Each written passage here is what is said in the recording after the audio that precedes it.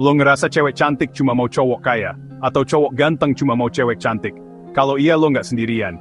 Karena hari ini, cinta bukan cuma soal hati, tapi juga soal saldo, status, dan standar visual yang nggak masuk akal.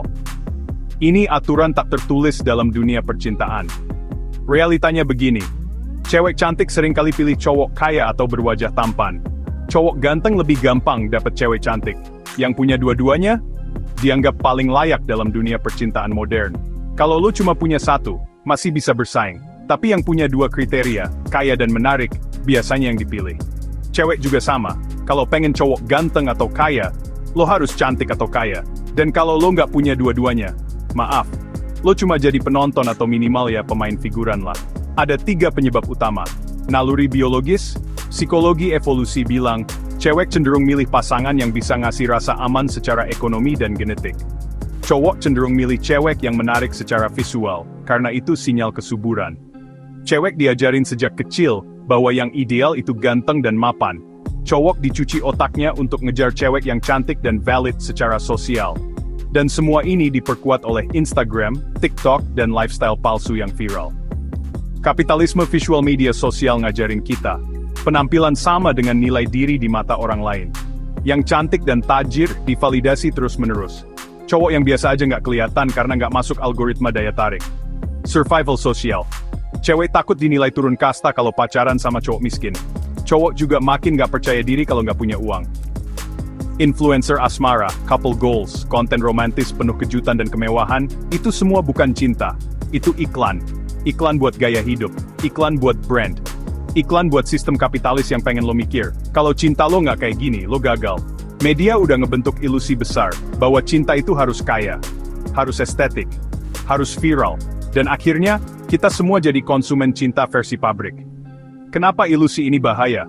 Karena kita jadi percaya bahwa cinta itu kayak di Instagram, selalu cakep, selalu bahagia, selalu surprise mahal dan momen sempurna. Padahal cinta itu gak selalu Instagramable. Kadang diam, kadang sakit, kadang gak valid secara sosial, tapi jujur. Dan parahnya, kita mulai nolak cinta yang real, karena gak kayak yang kita lihat dari seleb TikTok. Dan lo sadar gak, bahkan cinta di film, di sinetron, di drama Korea, semuanya palsu. Lo lihat cowok miskin, beneran dapet cewek kaya? Enggak. Lo lihat cinta yang tumbuh di kos-kosan sempit? Enggak. Yang kita dikasih, selalu yang ini. Aktor ganteng, tinggi, tajir, sopan. Aktris cantik, langsing, baju branded, wajah glowing. Latar, kafe estetik, apartemen minimalis, lighting sinematik. Semua cerita cinta diatur biar kita mikir cinta itu glamor, mewah, dan indah. Padahal cinta asli, kadang bosenin. Kadang berantem soal cucian, kadang nangis di kamar sempit karena tagihan listrik. Film dan drama bukan cermin realita. Mereka blueprint untuk standar palsu.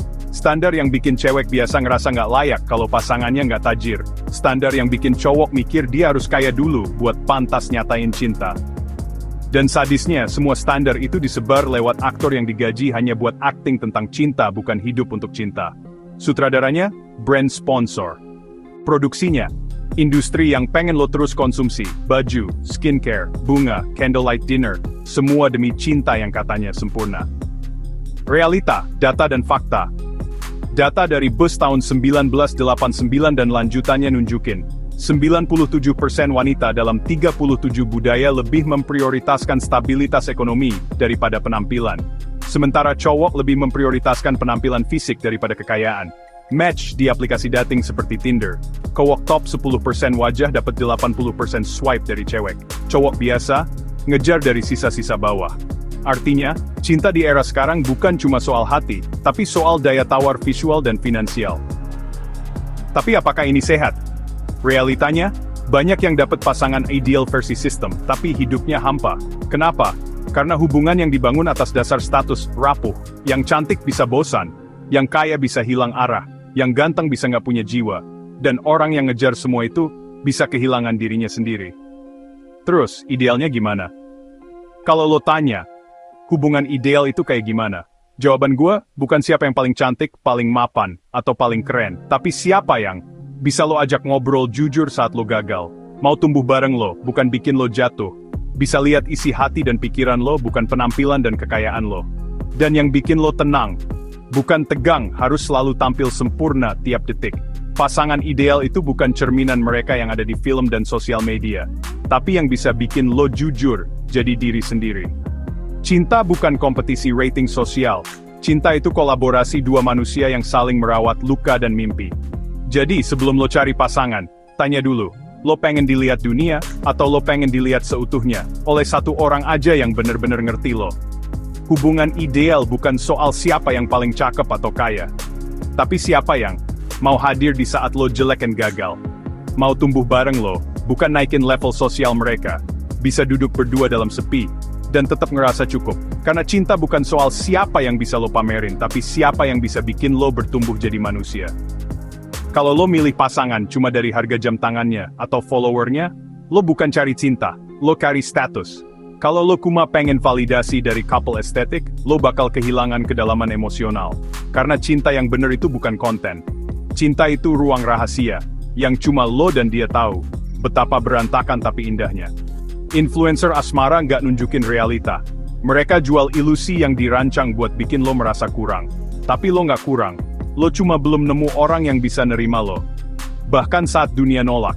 Jadi sebelum lo cari pasangan, tanya dulu ke diri lo. Lo pengen dicintai karena hati dan pikiran yang tulus, jujur dan apa adanya, atau karena kekayaan dan penampilan? Kalau hari ini lo belum punya pasangan, atau lo capek merasa nggak cukup buat dicintai, mungkin masalahnya bukan di lo. Mungkin masalahnya ada di sistem, yang ngajarin kita semua, cinta sama dengan cantik, kaya, ganteng, estetik. Padahal cinta yang paling dalam seringkali nggak menarik kamera, tapi menyelamatkan jiwa. Komen lawan ilusi. Kalau lo muak sama cinta palsu yang dijual media dan film, gua akan terus bikin konten yang bantu lo nemuin relasi yang nyata, jujur, dan manusiawi.